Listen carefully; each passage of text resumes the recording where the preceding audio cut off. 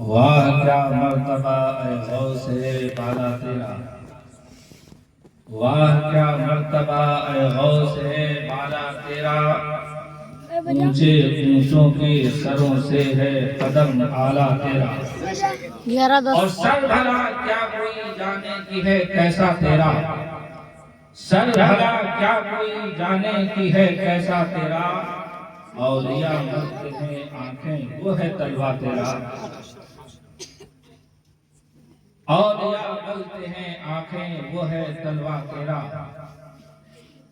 اور تجھ سے در در سے سگ اور سگ سے ہے مجھ کو نسبت، میری گردن میں بھی ہے دور کا دورہ تیرا۔ درود سے پڑھیے اللہم صلی علی سیدنا و شفیعنا حبیبنا و کریمنا و مولانا محمد مبارک وسلم، صلو علیہ صلاۃ و سلام علیک یا رسول اللہ صلی اللہ تعالی علیہ وسلم۔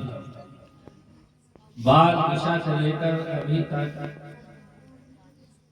آپ تمام حضرات نے نعت و منقبت، واعظ و نصیحت سب کچھ جو ہے سماعت کیا ہے، اور اپنی نیند کی قربانی پیش کی ہے۔ رب کی بارگاہ میں دعا ہے کہ اللہ تبارک و تعالی اس محفل میں شرکت کی وجہ سے ہم سب کی بخشش فرمائے۔ ممبر پر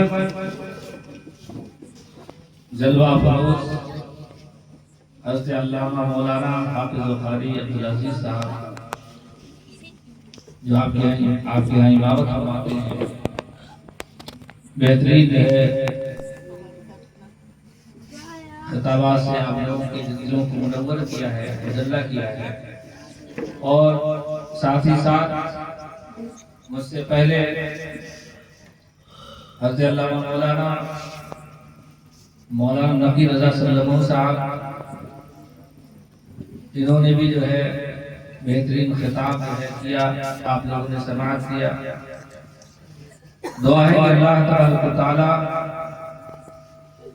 ان دونوں کی عمر کو دراز فرمائے۔ ایک جو آپ کے امام صاحب ہیں، بہت ہی لگن سے، بہت ہی شوق اور ذوق کے ساتھ یہاں پر درس و تدریس اور امامت کے فرائض انجام دے رہے ہیں، بڑی خوشی کی بات ہے۔ اللہ تعالی ان کے عمر میں برکت عطا فرمائے اور صحت و سلامتی عطا فرمائے اور دین کا اور جذبہ عطا فرمائے۔ ساتھ ہی ساتھ مولانا نقی رضا صلی اللہ علیہ وسلم کو صلی اللہ علیہ وسلم اس لیے ہم کہہ رہے ہیں کہ ہمارے جو ہم سبق ساتھی تھے ان کے آپ شاگرد ہیں، تو اس طرح بالواسطہ جو ہے یہ شاگرد ہے، میں مانتا بھی ہوں۔ یہ ہمارے یہاں تقریباً 1 سال سے درس و تدریس کے فرائض انجام دے رہے ہیں، ہمارا ساتھ دے رہے ہیں۔ ساتھ ہی ساتھ بیٹھے ہوئے استاذ القراء حضرت علامہ مولانا حافظ قاری نعمان صاحب، یہ بھی ہمارے مدرسے میں جو ہے ان کا کام کر رہے ہیں، درجہ حفظ و قرأت پڑھا رہے ہیں۔ اللہ تعالیٰ ان کو بھی صحت و سلامتی عطا فرمائے۔ یہ علیل بھی تھے، بیمار بھی تھے، زخمی بھی تھے، ایک ایکسیڈنٹ ہو گیا تھا جس کی وجہ سے آپ کو جو تکلیف پہنچی تھی، مگر جب مولانا صاحب نے جو ہے بلایا اپنے گھر اپنے گاؤں، انہوں نے لبیک کہا اور یہاں تک ان کی شرکت بھی ہوئی ہے۔ اللہ تبارک و تعالی ان کی عمر میں بھی برکت عطا فرمائے۔ ساتھ ہی ساتھ آپ جتنے بھی یہاں پر سامعین ہیں بہت ہی خوش نصیب ہیں۔ یہاں پر 2 ہستیاں جو آپ کے قریب ہی میں رہ کر کے قریب ہی کے رہنے والے ہیں، آپ کے گاؤں میں بہت ہی دین کی خدمت کر رہے ہیں، بڑی خوشی محسوس ہو رہی ہے۔ یہ آپ سب کا ایمان بھی بچائے ہوئے ہیں اور آپ لوگوں کو صراط مستقیم پر چلنے کی ہدایت بھی کر رہے ہیں، مسئلے مسائل بھی بتا رہے ہیں۔ ایک بہت بڑی بات ہے۔ درود شریف کا نظرانہ پیش کریں. اللہم صلی علی سیدنا مولانا محمد مبارک وسلم. صلی علیہ الصلوۃ والسلام علیک یا رسول اللہ صلی اللہ تعالی علیہ وسلم.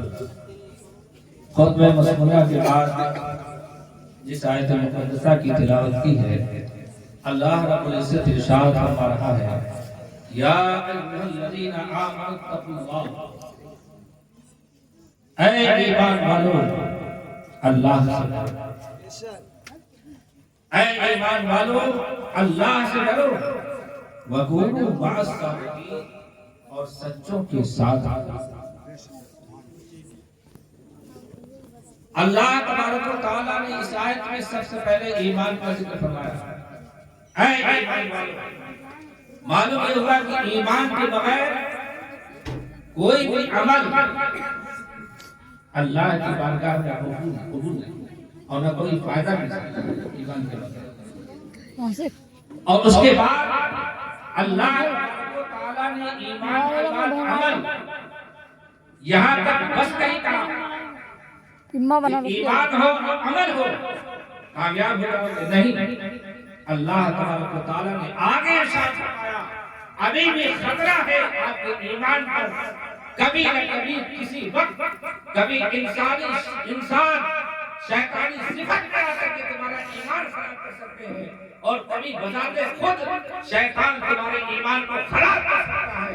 لہذا وَكُونُوا مَعَ الصَّادِقِينَ، کسی نہ کسی اللہ والوں سے وابستہ ہو جاؤ، ان کے ہاتھوں پر اپنا ہاتھ دے کر کے مرید ہو جاؤ، وابستہ ہو جاؤ، سچوں کا ساتھ پکڑ لو تو تمہاری منزل آخر تک جو ہے بخیر رہے گی. قبر کی منزل تک تمہارا جو ہے ساتھ یہ رہے گا کہ جس طریقے سے ایمان ہے اور ایمان سلام. تو یہ اللہ تبارک و تعالیٰ نے اس آیت مقدسہ میں فرمایا. مگر آج اے ایمان والو اللہ سے ڈرو. کیا اللہ سے ڈرنا نہیں ہے؟ اذان ہو رہی ہے اور ہم گھر میں بیٹھے، اذان ہو رہی ہو ہم کھیت کی طرف جا رہے ہیں، اذان ہو رہی ہو ہم باتیں کر رہے ہیں، اذان ہو رہی ہو ہم فضول کی باتوں میں مشغول ہوں، یہ یہی ہے؟ نہیں. کہتے ہیں کہ اگر اللہ سے آپ ڈر رہے ہیں، اذان ہو رہی ہے، جہاں پر اذان کی آواز آئے اللہ اکبر حی علی الصلاۃ، تو ہم فوراً مسجد کی طرف آ جائیں. یہ اللہ سے ڈرنا ہے. جب رمضان شریف کا مہینہ آئے تو ہم روزہ رکھیں تو یہ اللہ سے ڈرنا ہے. جب زکوٰۃ کی باری آئے تو مکمل طریقے سے زکوٰۃ کی ادائیگی کی جائے، یہ اللہ سے ڈرنا ہے. اور اللہ سے ڈرنا یہی نہیں کہ ہم نماز پڑھ رہے ہوں، زکوٰۃ دے رہے ہوں، رمضان شریف کے روزے رکھ رہے ہوں اور اس کے باوجود خرافات سے نہ بچیں.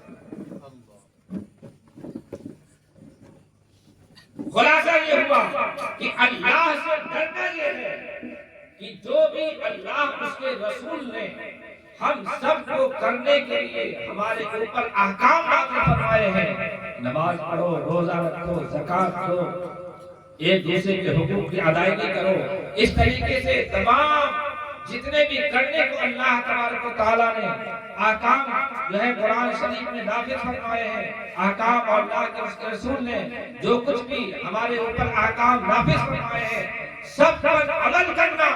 اور اس کے بعد وہ تمام منہیات، حرام خرافات، جتنی بھی ناجائز چیزیں ہیں جن سے بچنے کے لیے بتایا ہے، ان تمام چیزوں سے بچنا بھی اس کو کہتے ہیں اللہ سے بچنے کے لیے.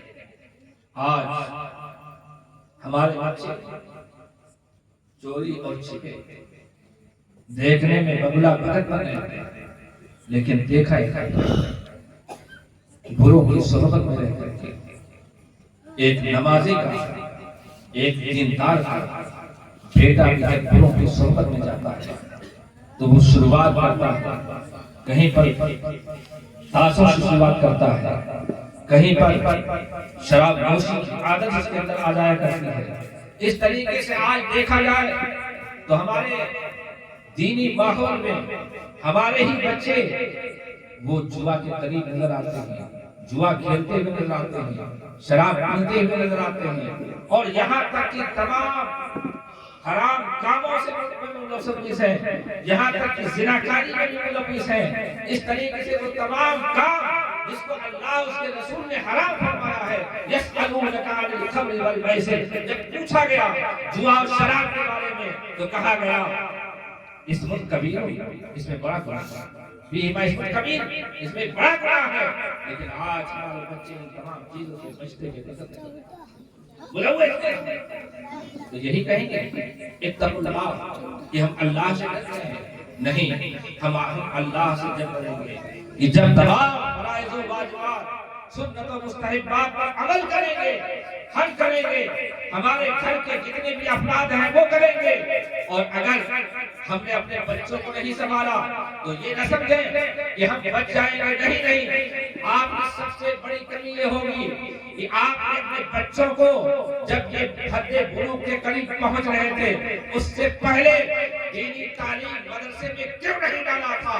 کاش اگر مدرسے میں رہ کر کے 4-5 سال پڑھ کر کے قرآن و حدیث کی تعلیم جو ہے لیا ہوتا، قرآن کو پڑھا ہوتا، سمجھا ہوتا، حدیث کو پڑھا ہوتا، تو یقیناً کہا جائے گا کہ ہمارے وہ بچے جو چند سال مدرسے میں رہ کر کے عالم کی پڑھائی کر لیں گے، حافظ کی پڑھائی کر لیں گے، قاری کی پڑھائی کر لیں گے، تو یقیناً وہ نہ تو جوا کے قریب جائیں گے، نہ شراب کے قریب جائیں گے، نہ کسی خرافات کے قریب جائیں گے، بلکہ جب ہم اٹھیں گے نماز کے لیے ہمارے بچے بھی نماز پڑھتے ہوئے نظر آئیں گے۔ آج ماحول یہ ہے کہ ہم انگلش پڑھانے کے لیے اسکولوں میں زیادہ سے زیادہ فیس دے کر کے اور ان بچوں کو پڑھایا کرتے ہیں، لیکن ہم اپنے بچوں کو جب پڑھانے کی باری آتی ہے کہ کسی حافظ قرآن کو ٹیوشن کے لیے لگا دیں تو وہاں پر ہمارے لیے صرف 100 روپے نکلتے ہیں، وہاں پر ہزاروں روپے دینے کے لیے تیار ہیں، لیکن ہم اپنے بچوں کو دینی تعلیم، قرآن کی تعلیم دینے کے لیے بڑی مشکل سے ہمارے جیب سے 100 روپے نکلتے ہیں۔ کتنی بڑی کمی ہے۔ آج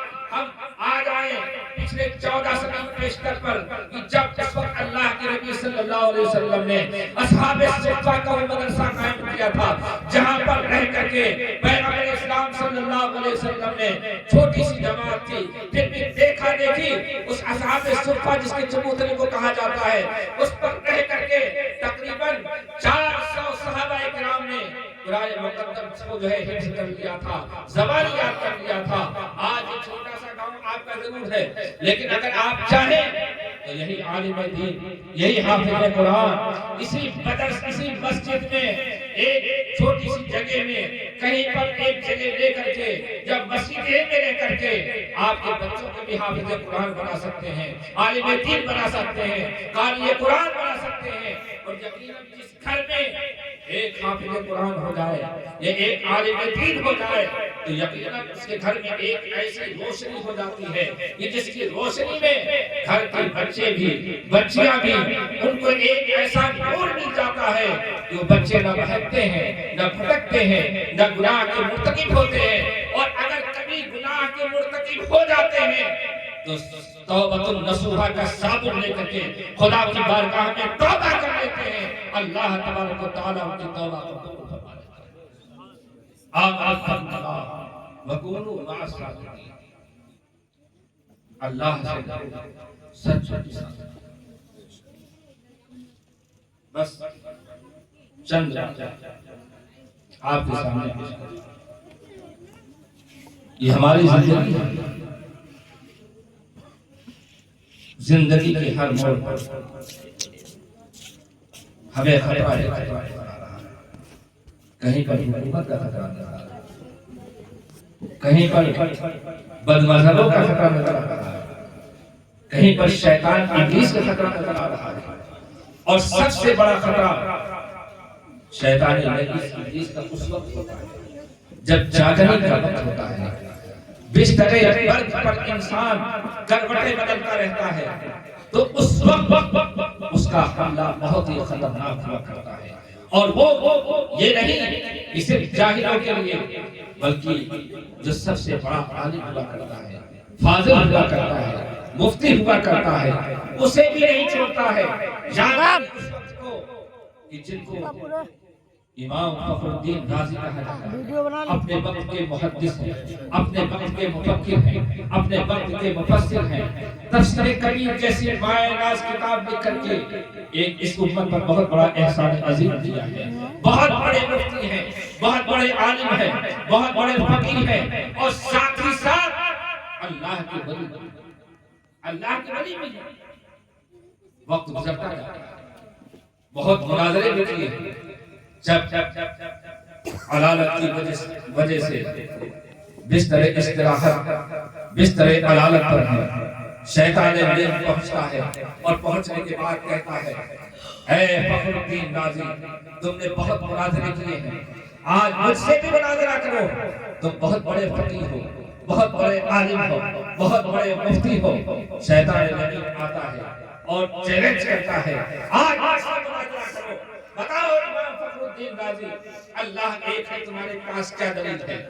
آپ نے ایک دلیل دی۔ شیطان لعین معلم الملکوت بھی رہ چکا تھا، فرشتوں کا استاد بھی رہ چکا تھا، بہت علم تھا، دلیلیں جانتا تھا، اور دلیلوں کو رد کرنا بھی جانتا تھا۔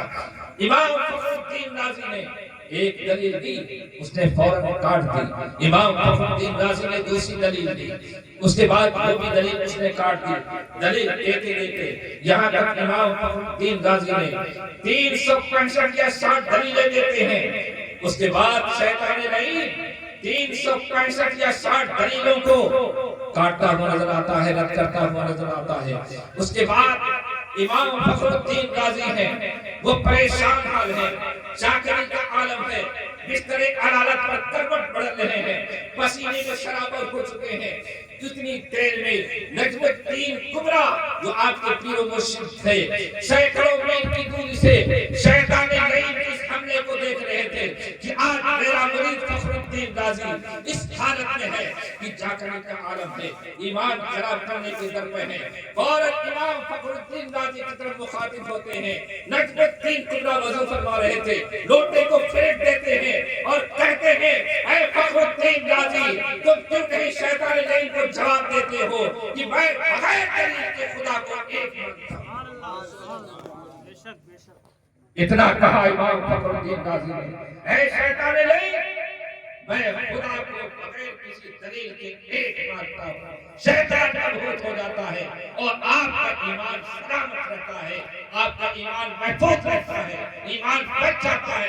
کس وجہ سے ایمان بچا تھا؟ وَكُونُوا مَعَ الصَّادِقِينَ، سچوں کا دامن مضبوطی سے تھاما تھا۔ امام فخر الدین رازی نے اپنا پیر و مرشد مانا تھا، نجم الدین کبریٰ کو آپ کے ہاتھوں پر بیعت کی تھی، اور آپ کو جہاں کا دامن مضبوطی سے تھاما تھا، وَكُونُوا مَعَ الصَّادِقِينَ کے مصداق تھے، اس لیے آپ کا ایمان سلامتی کے ساتھ اچھا ہے۔ اور یہ آج کی محفل جو سجائی بسائی گئی، وہ محبوب صلاحانی الشیخ عبدالقادر جیلانی۔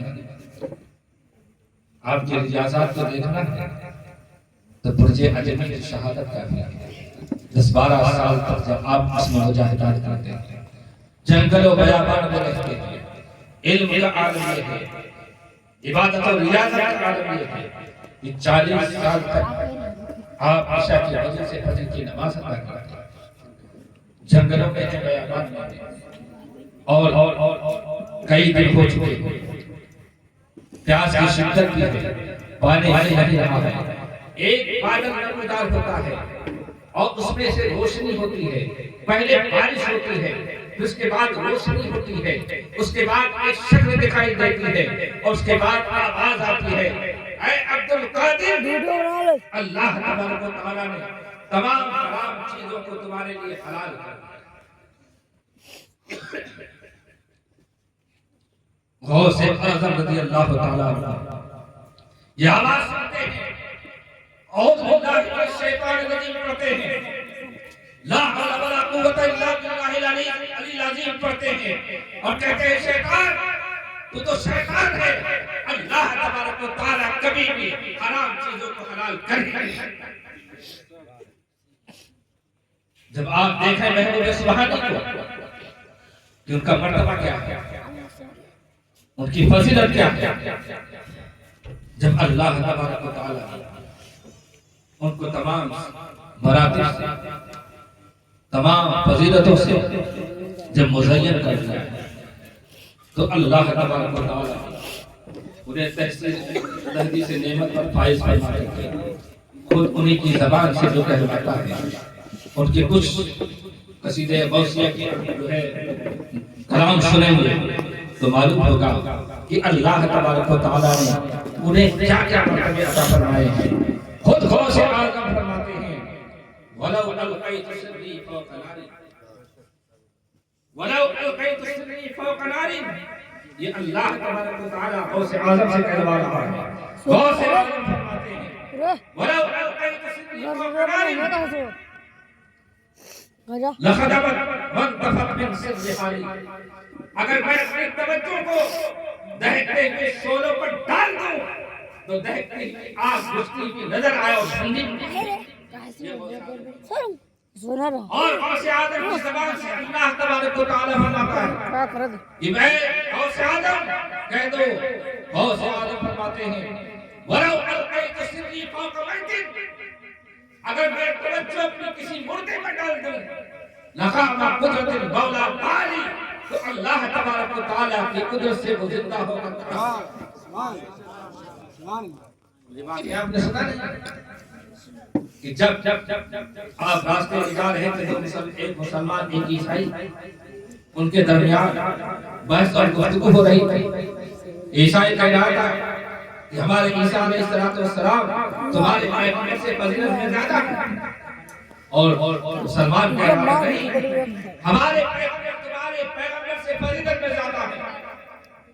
اور وہ عیسائی کہہ رہا تھا کہ ہمارے پیغمبر وجہ اور سبب یہ بتا رہا تھا. عیسائی یہ ہمارے پیغمبر تو وہ تھے جو مردوں کو زندہ کرتے ہیں. غوث اعظم پہنچتے ہیں اور کہتے ہیں کیا بات ہو رہی ہے تو دونوں کھڑے ہو جاتے ہیں اور کہتے ہیں کہ بحث و مباحثہ یہ ہو رہا ہے. ہم لوگ جھگڑا یہ کر رہے ہیں کہ ہم یہ کہہ رہے ہیں ہمارے پیغمبر فضیلت میں آگے ہیں. عیسائی یہ کہہ رہا ہے کہ فضیلت میں یہ آگے ہیں. حضور غوث اعظم پوچھتے ہیں کیا وجہ ہے کہ تم اپنے پیغمبر کی فضیلت بیان کر رہے ہو تو عیسائی کہتا ہے کہ میں اپنے پیغمبر کی فضیلت اس لیے بیان کر رہا ہوں کہ میرے پیغمبر مردوں کو زندہ کر دیا کرتے تھے. غوث اعظم نے فرمایا بس اتنا؟ یہ تو میرے آقا کی شان ہے. یا اگر چاہتے تو روئے زمین کے پورے مردوں کو زندہ کرتا. چلو میں تو ان کا ادنا گناہ ہوں. اگر بات صرف یہ ہے کہ مردے کو زندہ کرنے کی وجہ سے تم اپنے پیغمبر کی فضیلت ہمارے پیغمبر سے زیادہ بتا رہے ہو تو چلو کسی کی قبرستان میں خود مردے کو زندہ کرنے کے لیے تیار ہوں. غوث اعظم نہیں چلتے ہیں. وہ پادری وہ عیسائی غوث اعظم کو لے کر ایک پرانے قبرستان میں پہنچتا ہے اور پورے قبرستان میں چاروں طرف نظر دوڑاتا ہے. اور دوڑانے کے بعد حضور غوث اعظم فرماتے ہیں اس میں بتا کون ہے سب سے پرانی قبر. نگاہ پڑتی ہے اس کی ہزاروں سال پرانی قبر تھی. حضور غوث اعظم نے کہا کہ یہ بتا اس قبر والے کو تو جانتا ہے؟ کہا نہیں. یہ کب تھا تو جانتا ہے؟ کہا نہیں. حضور غوث اعظم فرماتے ہیں میرا زمانہ بھی اس کا زمانہ مجھ سے بہت پہلے. بتا کس حال میں زندہ کرے. یہ جو کام کیا کرتا تھا وہی کام کرتا ہوا میں زندہ کروں. تو کہا اور اچھی بات. حضور غوث اعظم نے فرمایا یہ گویا تھا گانے بجانے کا کام کرتا تھا. حضور غوث اعظم رضی اللہ تعالیٰ عنہ اپنی توجہ ڈالتے ہیں قبر کی طرف اور ارشاد فرماتے ہیں قم بإذن اللہ. اتنا کہنا تھا کہ وہ قبر پھٹتی ہے شک ہوتی ہے اور وہ ہزاروں سال کا مردہ جو گویا تھا اس میں سے نکلتا ہے گاتے ہوئے جاتے ہوئے نکلتا ہے. اور اس کے بعد غوث اعظم کو جب یہ دیکھتا ہے وہ عیسائی پادری تو اس کے بعد فوراً آپ کے قدموں میں گرتا ہے کلمہ پڑھ کے مسلمان. یہ ہے غوث اعظم رضی اللہ تعالیٰ. اور غوث اعظم کی زبان سے اللہ تبارک و تعالیٰ نے کیا کیا ہے یہ غوث اعظم یہ بھی کہو. غوث اعظم کی زبان سے یہ بھی کہلوایا گیا یہ کہہ دو یہ پوری کائنات درد الى بلاد اللہ جمال کخر غلط علی حکم استثاری. یہ پوری روئے زمین اس کو میں ہتھیلی پر لائی کے ڈالے اور اے غوث اعظم، اے عبد القادر جیلانی، یہ بھی کہہ دو وما منها شهور او دهور تمر وتنقضي حتى تمر وتنقضي الا اتاني. عبد القادر جیلانی کی زبان سے اللہ تبارک و تعالیٰ کہلوا رہا ہے عبد القادر کہہ دو یہ زمانہ، یہ گردش و لیل و نہار، یہ شمس و قمر، یہ ستاروں کی انجمن، یہ ہوائیں اور فضائیں، یہ حرکتوں میں تحریک و سکون، یہ جو کچھ بھی ہے زمانہ ہے، یہ دن ہے، یہ شمس و قمر ہے. جب تک میری بارگاہ میں حاضری نہ دے دیتے ہیں تب تک آگے نہیں بڑھتے ہیں. سورج جب تک میری بارگاہ میں حاضری نہ دے دیتا ہے تب تک سورج طلوع نہیں ہوتا ہے.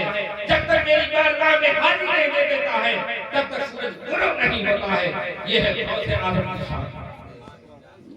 پھر بھی اپنی شان یہ ہے، اس کے باوجود جب ہم دیکھتے ہیں یہ ایسے غوث اعظم کہ جن کی شان یہ ہے، جو محمود سبحانی ہیں، جو غوث سمدانی ہیں، جب ان کو بھی ہم دیکھتے ہیں کہ اپنے وقت کے پیر و مرشد حضرت خواجہ ابو سعید مخزومی رحمۃ اللہ علیہ کی بارگاہ میں جب یہ پہنچ کر کے زاد العدد بیٹھے ہوئے جب ان کو ہم دیکھتے ہیں تو یہی کہتے ہیں کہ غوث اعظم کو بھی کسی سچے کی ضرورت تھی. اسی لیے حضرت ابو سعید مخزومی کا دامن پانا اور ان کے ہاتھوں پر بیعت کی اور ان سے مرید ہوئے اور ان سے وابستہ ہوئے. تو وَقُولُوا مَعَ الصَّادِقِينَ، اللہ سے ڈرو اور سچے کے ساتھ ہو جاؤ. یقیناً ایمان کا خطرہ ہر جگہ پر ہے.